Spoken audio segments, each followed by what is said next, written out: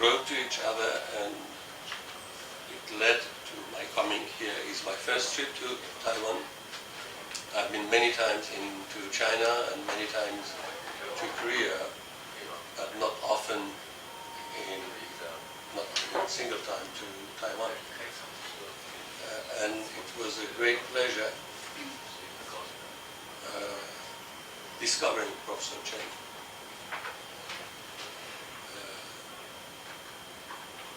Who is a very peculiar scholar,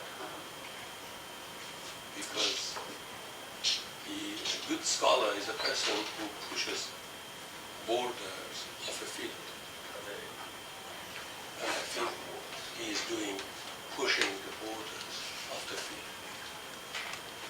So thank you very much for this opportunity. I'm very happy to meet all of you.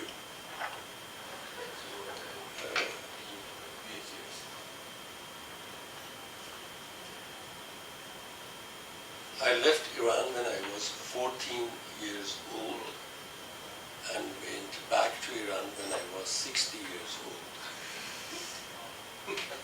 So for 46 years, I can say I walk the world.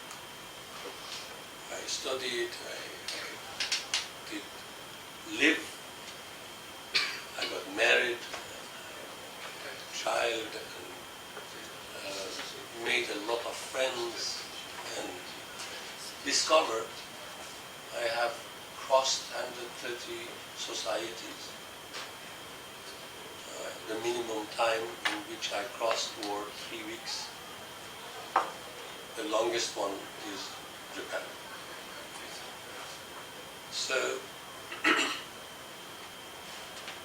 when I went back 3 years ago to Tehran,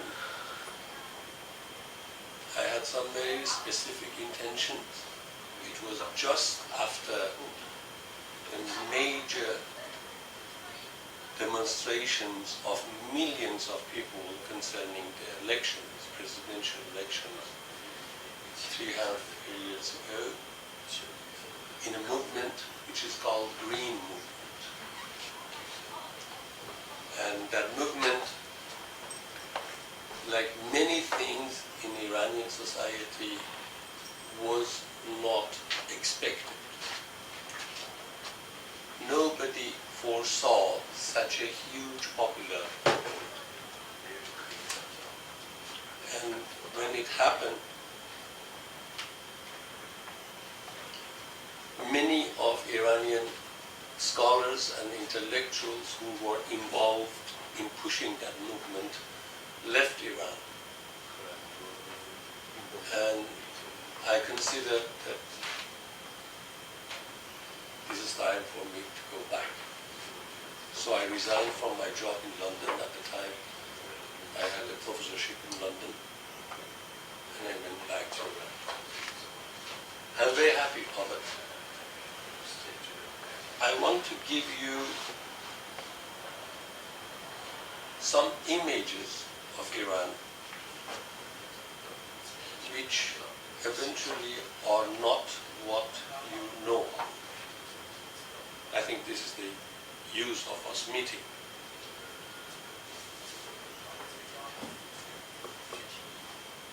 My premise is that since the end of 15th and beginning of 16th century, Asian continent, east to west, basically have been confronted with the same issue. Since end of 15th, 16th is some variations, and the answers to these issues have been very different during the first 200-300 years till 19th century. So first, what happened between 16th and 19th century? There is rehabilitation of historical spaces, or reappropriation of historical spaces. Tokugawa does it Japan, Qing dynasty does it in China, Ottoman Empire does it in Turkey, and Safavid dynasty does it in Iran. So East-West Asia, we have a process of rehabilitation and reappropriation of societal space with different qualities of innovation. Very different qualities, very different specificities. For instance, in my reading of Japanese history, Nobunaga is the most innovative politician of Asia. Nobunaga is one of the three founders of Tokugawa period in Japan. This is the first time in Asian history, in my understanding, that a central leader thinks that central power can grow with regional power growing. It's the first time that central power doesn't want to destroy regional powers. It's central power growing and regional power growing. This is the first bicephal political system that we structure. My understanding is this bicephal political system is much ahead of European political system at the time. At least I don't know any system in Europe which is as advanced conceptually. Having one head at central power and one head at local power. We call it Bakufu-Han system. Bakufu was the central power, shogunate, and Han was the daimyo. It is called Bakufu.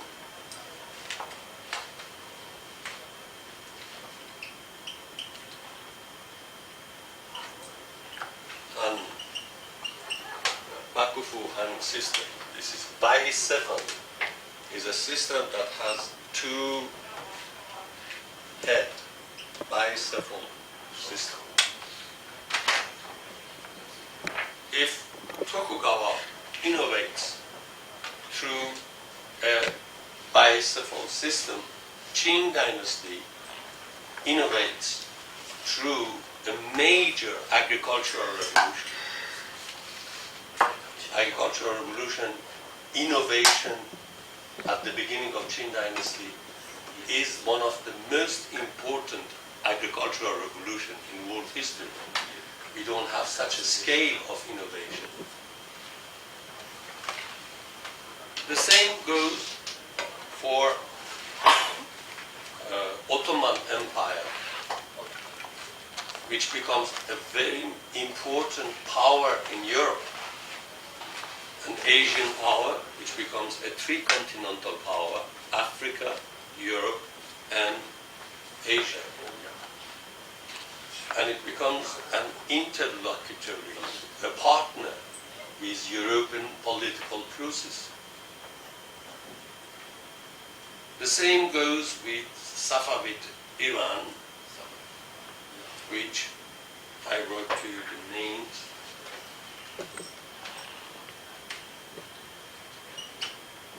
Ottoman Empire and Safavid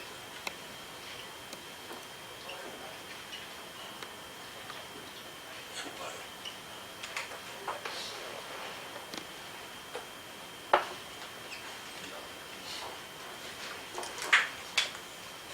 All of these are happening almost at the same time. East Asia, West Asia, a certain number of transformations that are primarily originated from within.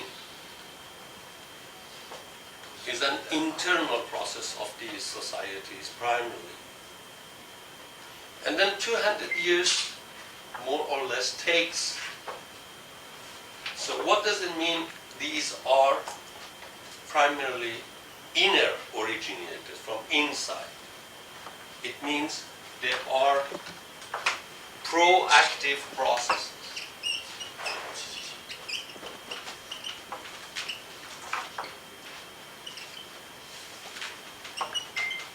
These are proactive processes.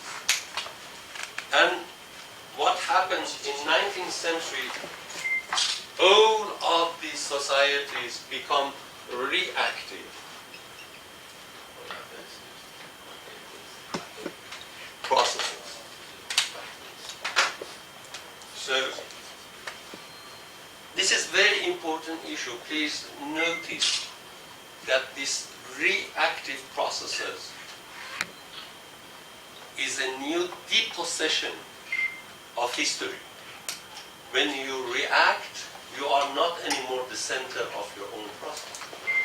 When you are reactive, even if you are very strongly reacting, what you react becomes the center. So by reaction, Asian continent made Europe the center of the world. By reaction, Asian continent, east to west, made Europe the center of the world. Europe wasn't the center of the world. We made Europe the center of the world by reacting to it, which means we accepted that we have to react instead of being proactive, having initiative by our own self. I think we are still in the same stage.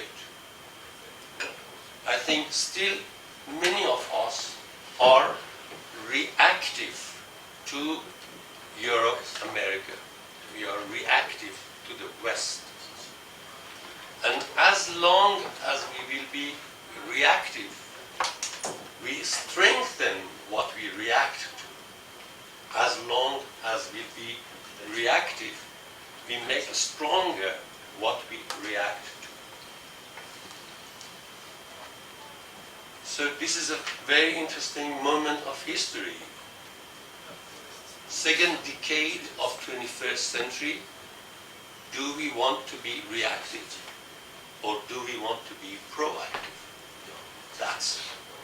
That's the basic choice. Do we want to be reactive or do we want to be proactive?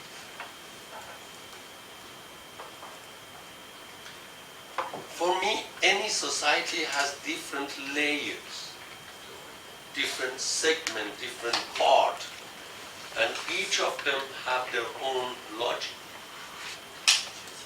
So I don't think we have one answer in each of our societies. There are different answers, and motivations for these different answers are very different. Okay? Some people want to be reactive for some reasons, other people want to be reactive for some other reasons. So there is not a single motivation or meaning by any of these processes. There is not a single motivation by being reactive. There are many motivations. You can be anti-Westerner in China because you want to reduce public sphere in China. You can want to be anti-Westerner in China because you want to expand public sphere in China. Both of them will be anti-Westerner, but will create completely different processes, and they have completely different motivations. So there is not a single motivation for any single process. We have different motivations for a single process, and in each society we have different processes going on.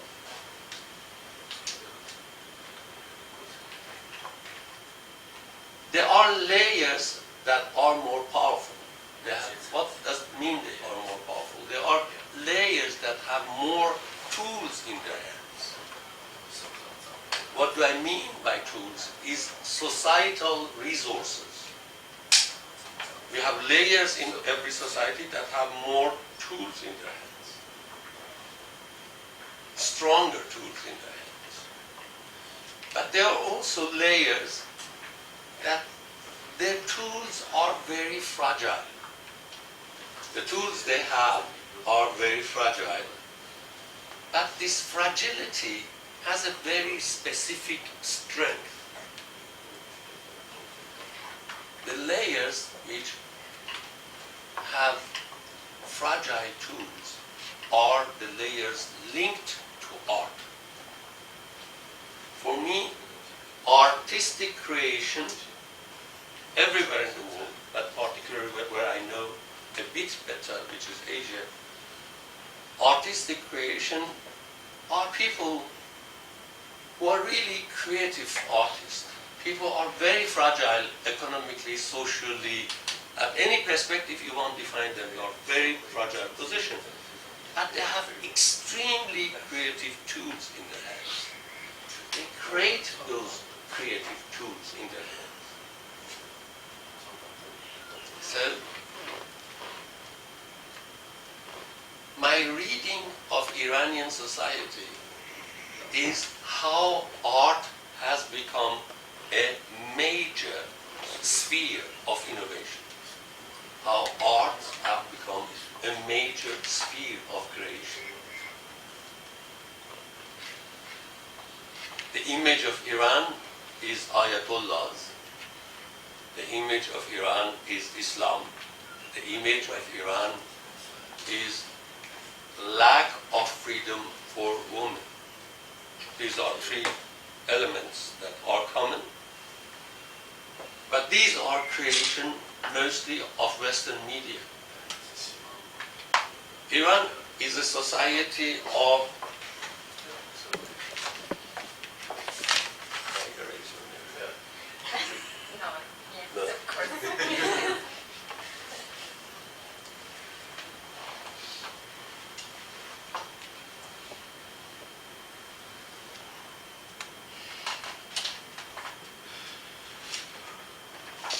Iran is a society of 75 million population. So it's a medium-sized society. This society is multi-language, multicultural.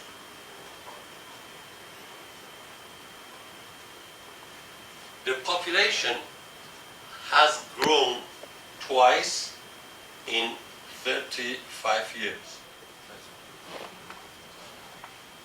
So the population 35 years ago was 35 million, now is 75 million. It grew twice in 35 years. Some data that are important to know, and you understand why I put my emphasis on this data. Iran, over 75 million population, has 20 million students or university educated people. Over 75 million population, it has 20 million students or university graduate students, people.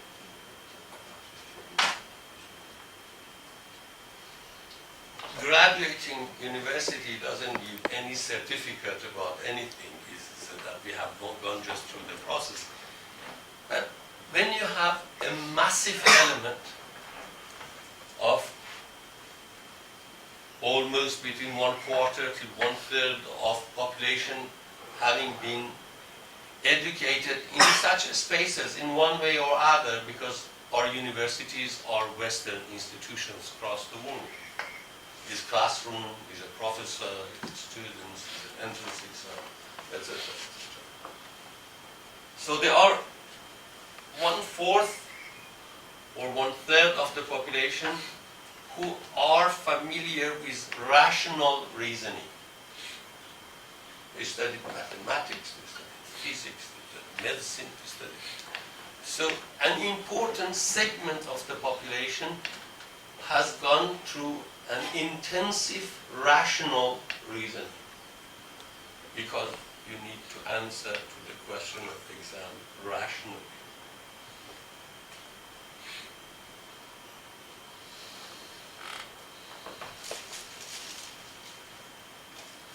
green movement of 3 years ago, the body of it were these people. The green movement of 3 years ago, the body of it were these people. Young, university educated, and I will come to the innovative side. Iranian government is a peculiar government.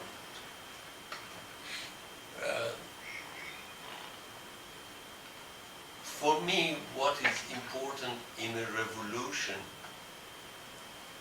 and I think this is a fundamental difference between societies which have done revolutions and those which have not done revolution, is the authority, not political authority. Any authority in the society gets diluted. The level of authority comes down. When Iranian people overthrown the previous regime, something in their mind, in their psyche, you said you are interested in philosophy and psychology, in their psyche, something about authority comes down. Not only authority of the status of the Shah, no, is inside the household, authority of men, authority of father, comes down. How does it come down? Because revolutions are thirsty to occupy public space. They are afraid of counter-revolution. So they occupy the public sphere and they forbid. They forbid to do this, they forbid to do that. They forbid to whom? To those who before were in public sphere. They were primarily men. Revolution, by imposing forbiddings, reduces the social capacity of men. Even if those who forbid are men, it doesn't change, because they forbid the presence, the monopolistic presence of men inside public space. Now women can go to public space, where they are smart. They go to the mosque. We want to go Friday to the mosque. Who is the husband who can say no? So Iranian women became elements of public space by going to prayer place. And if the husband says no, she says to revolutionary committee, my husband doesn't let me to go to the prayer. And that, you can't do it. So authority of men in Iran, last 35 years, drastically is reduced. First, in negotiation with women. Second, the negotiation of parents with children. Iranian children suddenly got a huge children rights that didn't exist before. Why? Because the system, as I said, after revolution, was afraid of counter-revolution. Oh, what is your name? I am the teacher of an elementary school. What is your name? My name is Harry. I am a young girl. I am 8 years old. What did you eat last night?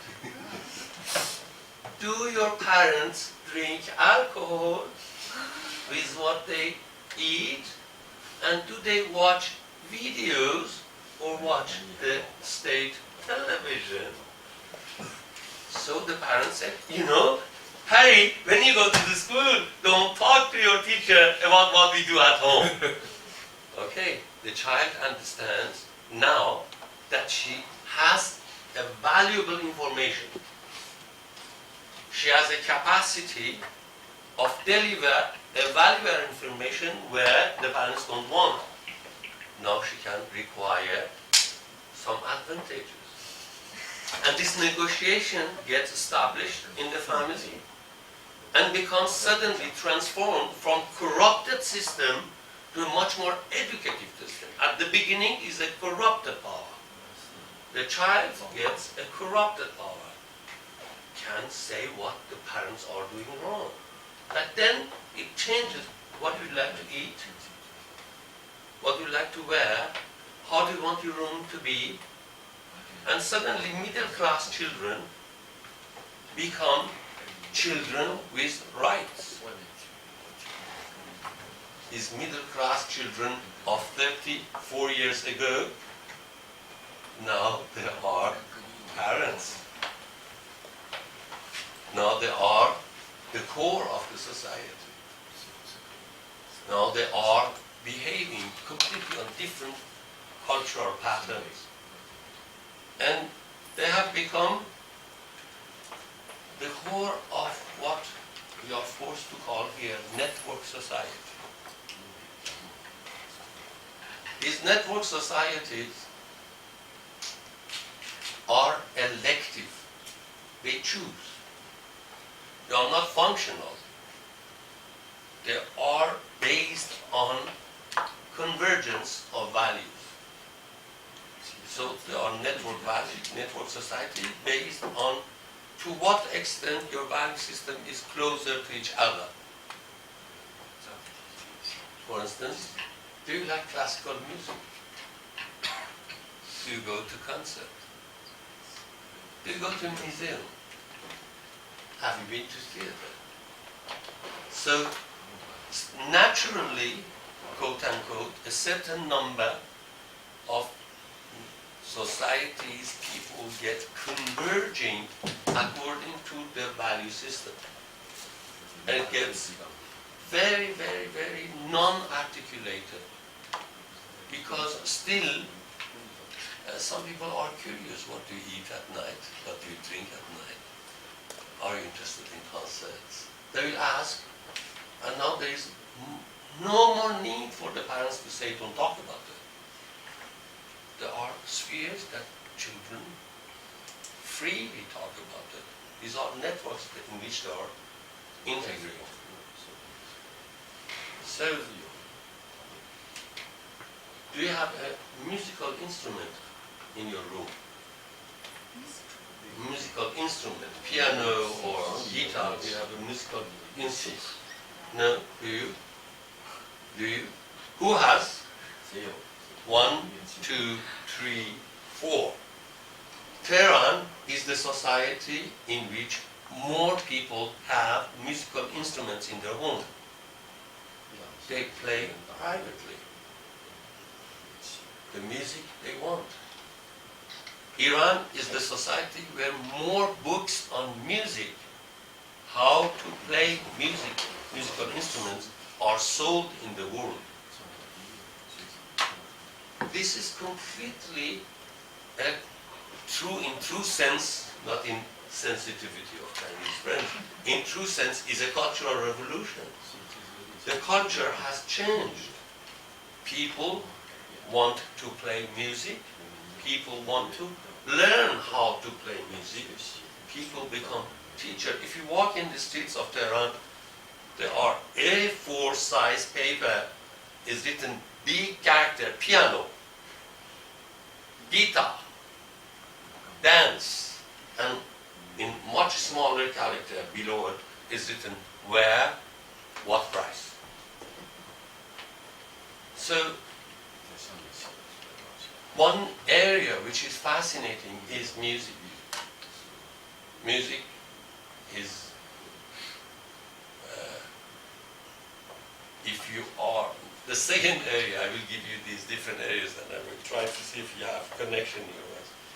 The second area which is fascinating and has grown only in these 30 years is photography. Many Iranian photograph artists. When I say Iranian photograph artists, I mean at the scale, international scale, they are very important photographers. The third area in which arts have grown is painting. You know, we have two major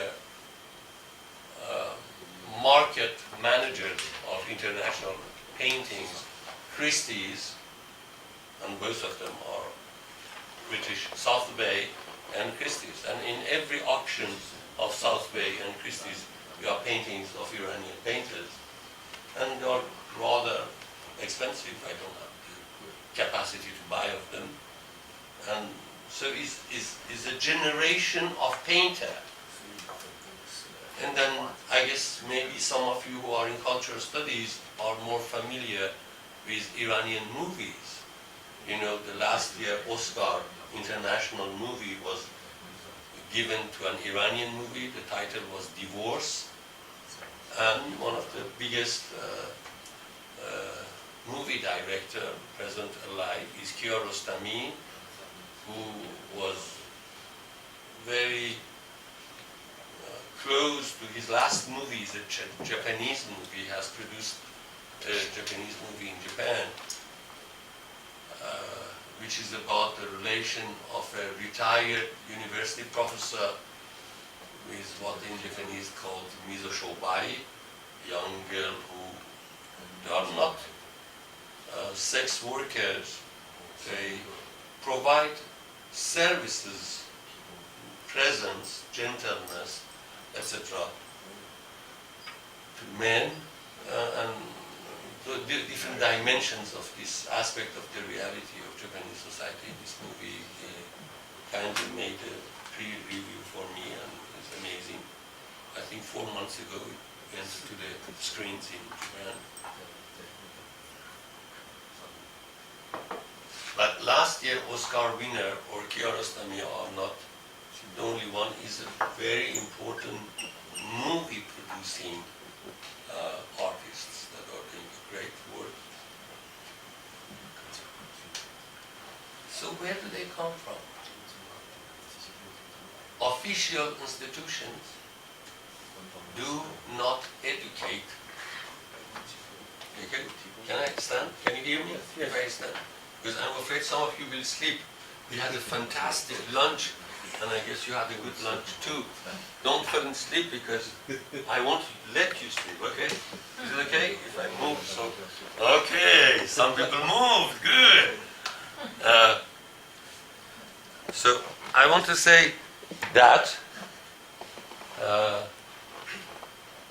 Iranian governmental institutions never educated these people. Never. They have been educated in informal networks, in important informal networks, huge informal networks. And these informal networks are multi-million members. Of these 20 million people, many of them are informal networks. The institute I created in Tehran, we have not made one line of publicity. We never said, I come back to Tehran, please come to our institute. Never. It's only through this informal network that there are 200 post-university students. And is an indication of how much these informal networks have capacity of institution building. There are informal networks, but they can create institutions. So,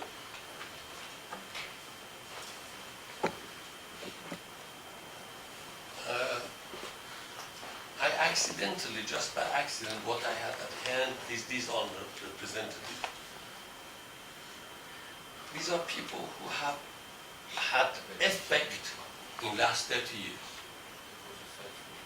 Mahmoud Farshchian is one of the established figure of miniature. This is his face.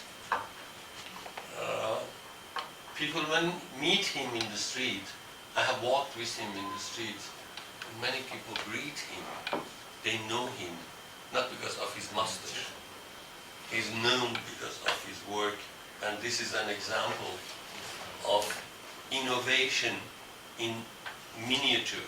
Miniature is Chinese, Mongol, Ottoman, Persian painting style. And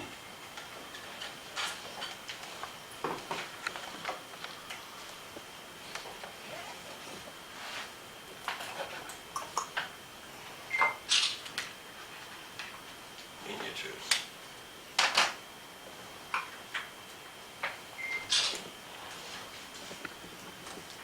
So the color he has chosen is very innovative. The characters are very innovative. So the style is 600, 700, 800 years old, but what he has done with it is very new. If you look at traditional paintings in miniature, the blue color is not so impressively present. If a color is predominant, would be rather greenish. So bringing blue in forefront of the miniature is one of the color-wise innovations. The size of characters have changed, etc., etc. Another one, Arash Tanhai, is a graphist. He went to the school, graphic school of arts in Tehran, but what he has come to innovate in his generation in graphic. This is one sample of his graphic design, which is a simple poster.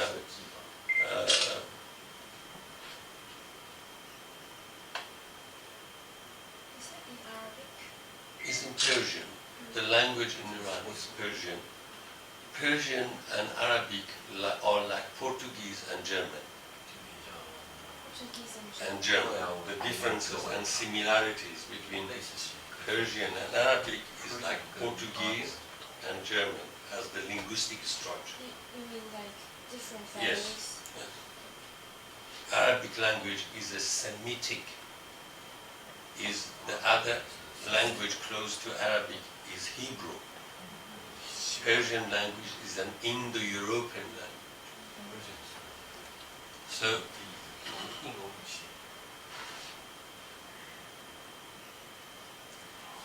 So please look at the title that he has chosen for this poster. It is in English. Indigenous production. And proudly present is the emphasis beside the innovation in the graphic. There is a great master in present time sculpture in Iran. His name is Tanavoli.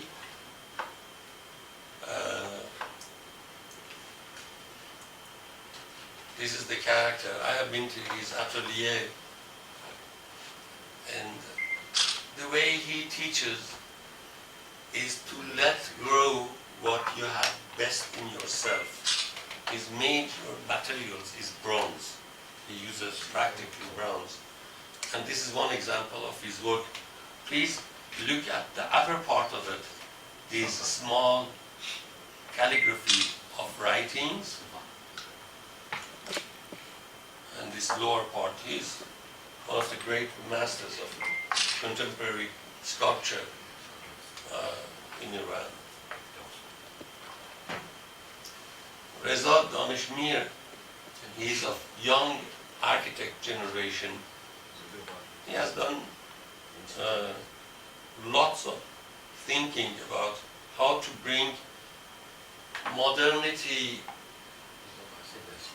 in local terms, and this is you can't be enough surprised that this is the building of a mosque. I don't think you have ever seen a mosque anywhere in the world in that shape. And this is in Tehran, and the character of this building is fascinating. We had the discussions together. These layers and layers of the ornamentation brings to the topest point, which almost reaching towards God. Is not reaching God, it's reaching towards God.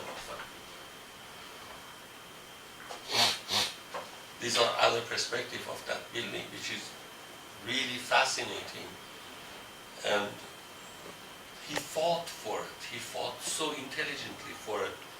that they were forced to accept. This is an innovation that at the scale of present time architecture is that this man is very young compared to big architecture signature that we know.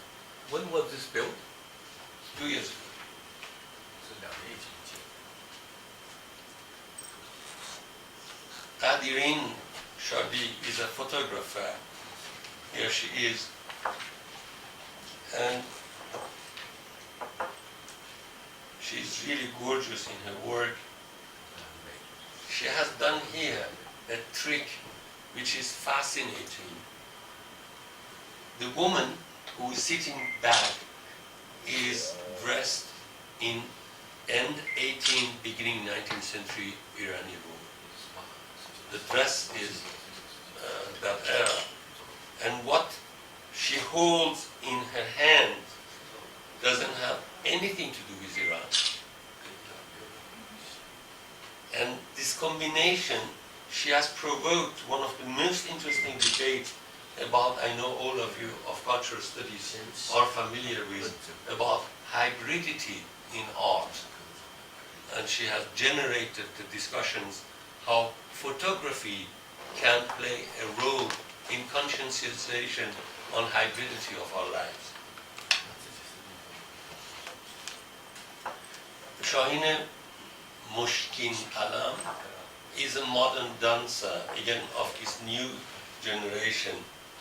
And I wished I could have a DVD of modern dancers for you. It was difficult to get, but this one is the best I could find.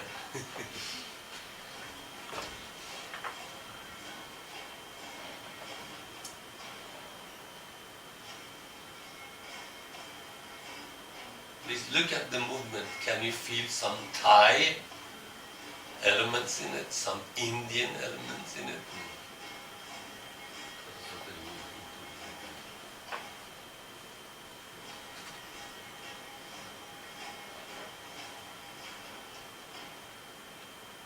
Why the semiotics of it is very Persian.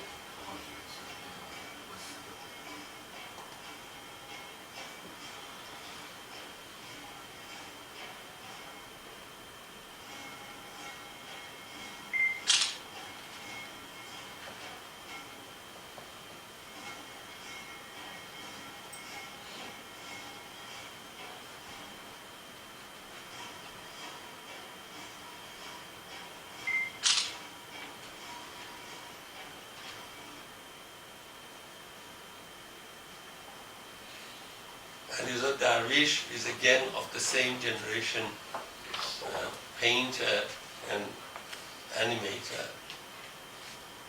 Do you look at his face. He's as much humoristic in life. You never know when he's serious or when he's teasing you. And this is fantastic. One of his best work I know.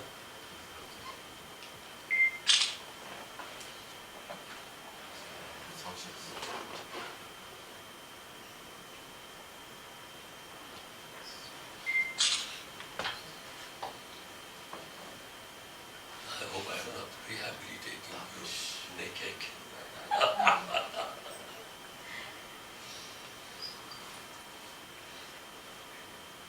There is a message in this painting.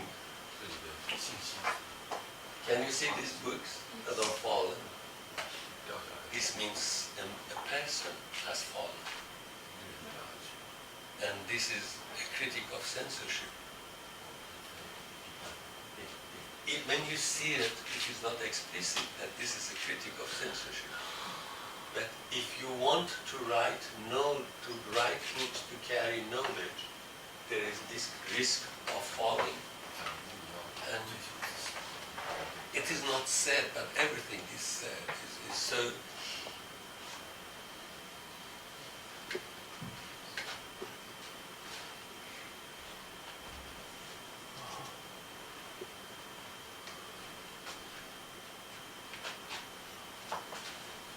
Again, one of the seniors, one of the important black Chinese calligraphy one of the important elements of Persian writing is calligraphy, and this is the master, and this is his work. And these are written with pen. These are special pen, and yes, it's not this brush.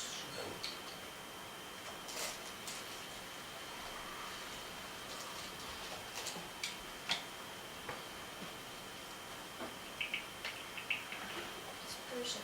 Right? Sorry? It's Persian. Yes, yes, yes. This is a sample of Persian writing in calligraphy. Again, to show you all the generation, Azam Ali is a rock, new age, world Sufi singer. He's musician and singer. And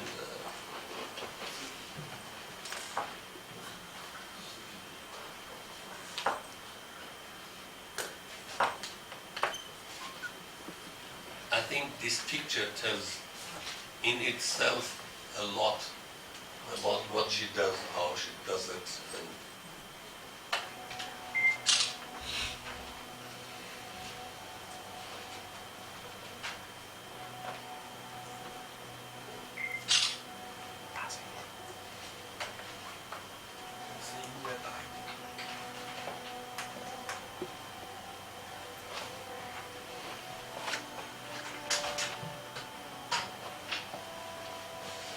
if you want to make it louder so you can hear.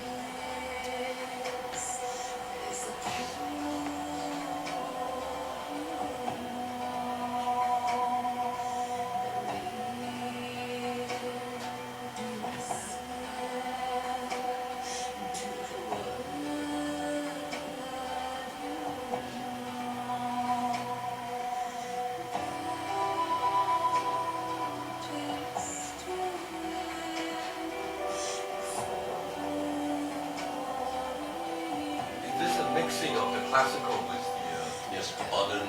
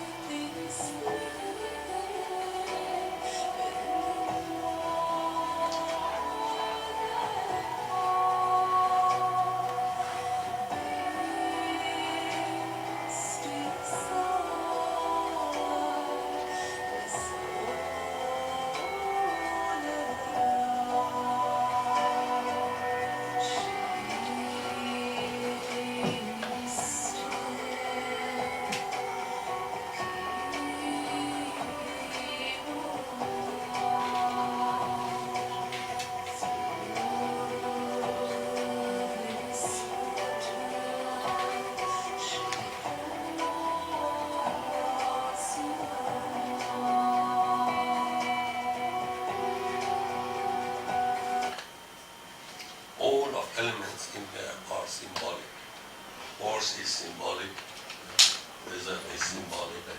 Snake is symbolic. All of the have symbolic meanings in mysticism. Hossein Alizadeh is a mid-generation person who has innovated classical music. This is the man, he's kind of myth in Iranian musical stage.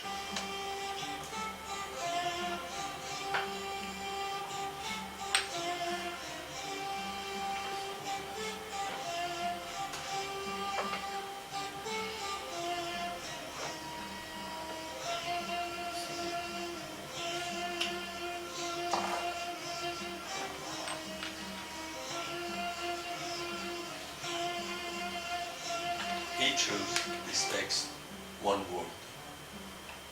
This is no choice.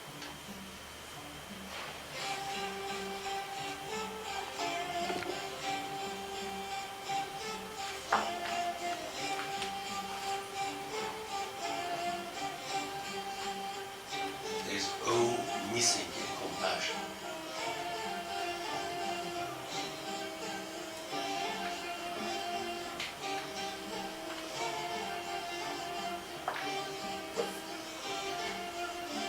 Now from this act of dance, you can understand, this is a man, you can understand the movement of previous singer, what a deep meaning in her. She had. She chose that symbol and she changed it in what she does in sentence.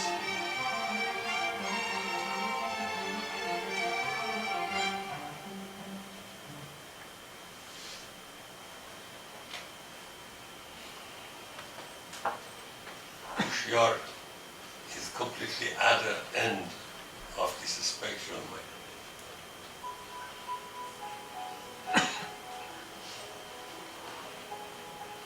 You make it a bit louder.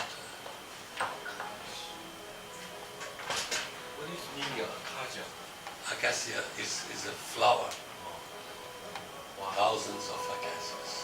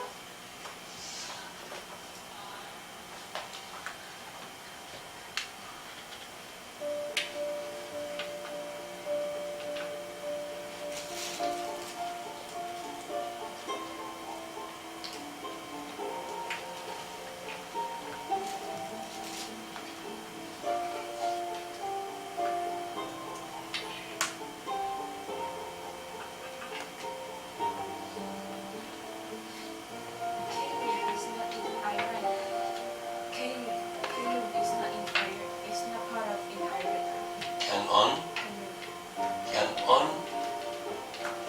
is not in Iran. Canon is part of Biblic history. Joseph, his brother, put him in the canon.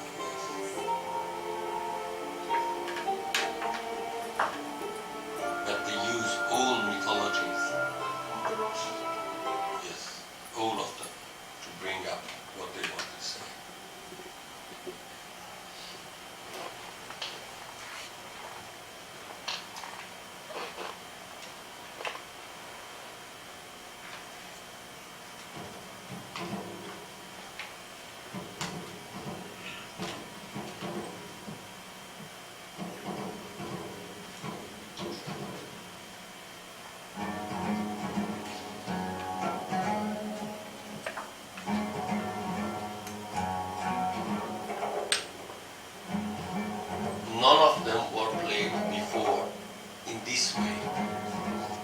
of these instruments have been completely renovated in the way they are used and the music that they are producing.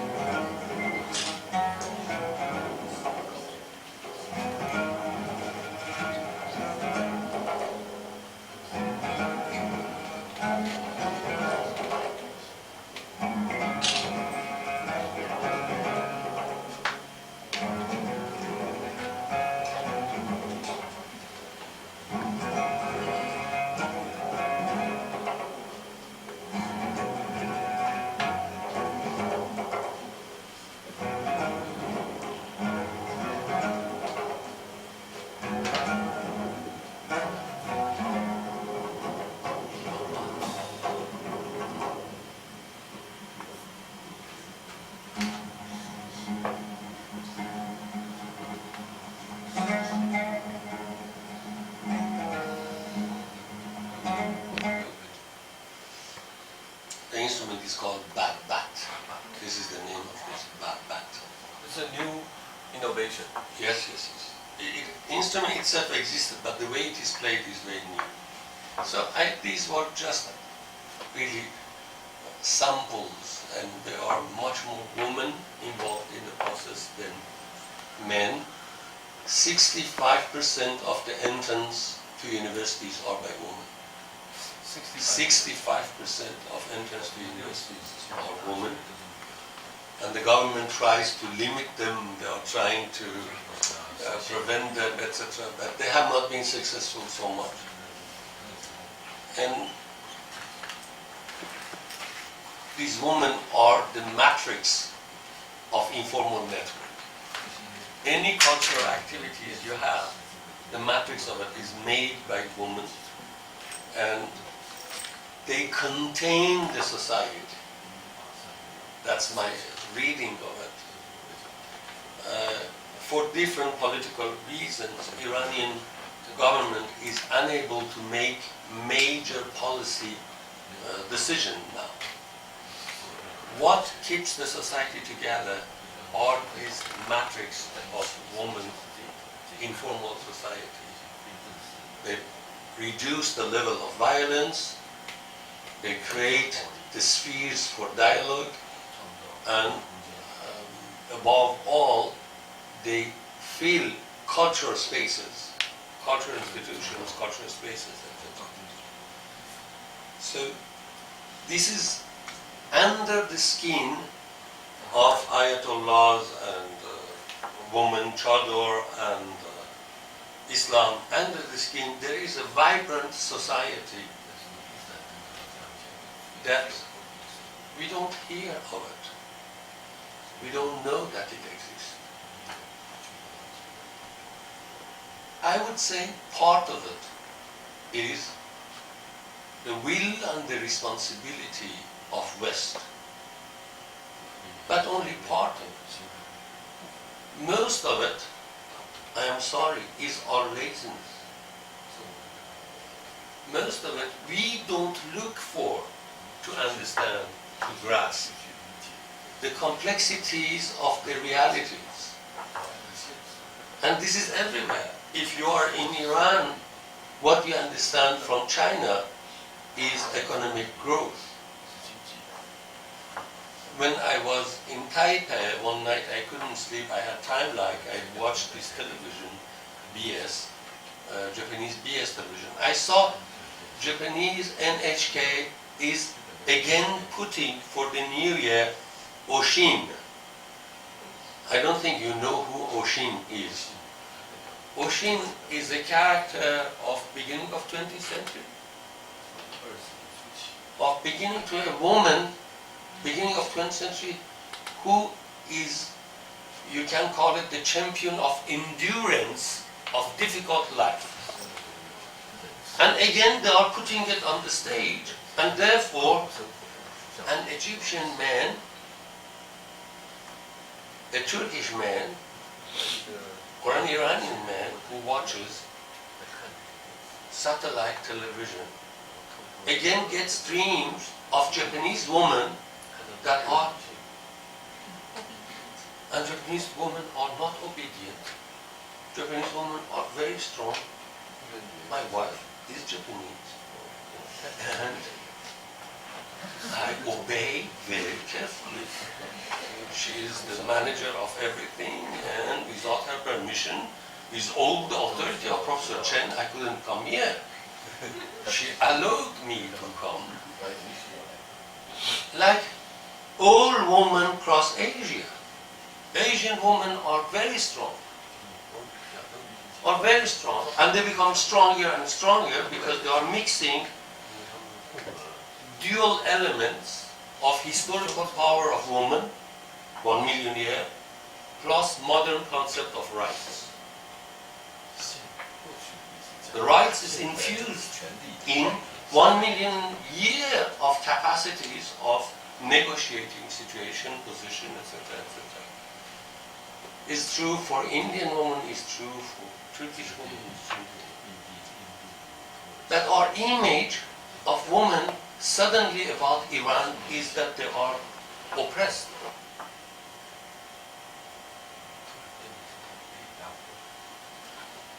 There is a Nobel Prize winner woman from Iran. It doesn't matter. Our image is that Iranian women are oppressed. This is, of course, construction of Western media. There is part of reality in it also, but mostly is because we don't do our work seriously. As cultural studies, we don't look at cultures of the world. I tell you a short story, and I think we can go for a break. I feel that you are tired from sitting.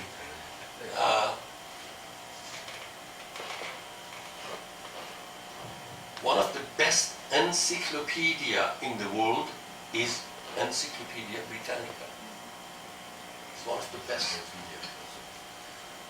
If you have a library which has old edition, if you go to England by chance, and you go to British Library, please have a look at 1913 edition of Encyclopedia Britannica.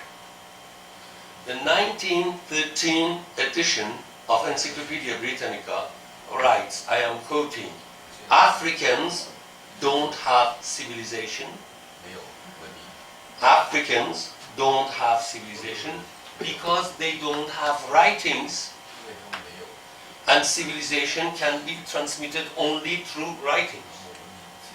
I am quoting 1913 Encyclopedia Britannica. Africans don't have civilizations because they don't have writings, and civilization is transmitted by writings. Well, I'm not discussing about oral history, written history. I want to tell you a fact. One of the biggest universities of 11th, 12th, 13th century, one of the biggest universities of 11th, 12th, and 13th century was in Africa. And it had fantastic libraries.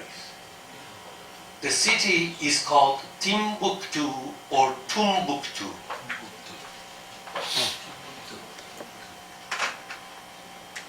Timbuktu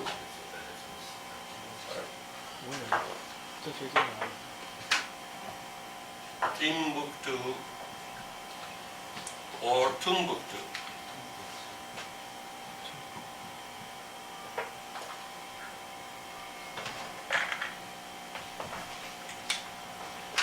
Fascinating libraries, fascinating conference hall, lecture hall, meeting hall, dating back 13th century, 12th century. Me, a non-institutionalized person, I went to see Timbuktu. How come Encyclopedia Britannica, at the highest point of English power, didn't know that Africans had universities? Was it a question of knowledge, or was it a question of constructing the world? It was a question of constructing the world. They needed to construct Africa as a place memoryless. Africa doesn't have memory because it cannot write. So I agree that West has invented our histories, but not in 21st century. No more today.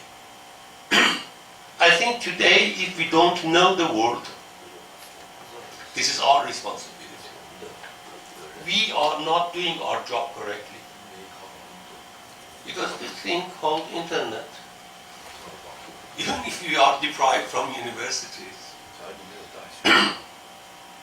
or good libraries, do we have the curiosity to use internet about knowing the world? Do we have the curiosity of using internet as a tool, not the best tool, one of the tools to know the world? If we don't have it, it's no more the fault of the West. It's my fault. And I think the program you are in it tries to provoke in you the desire to know the world, at least one continent. Thank you.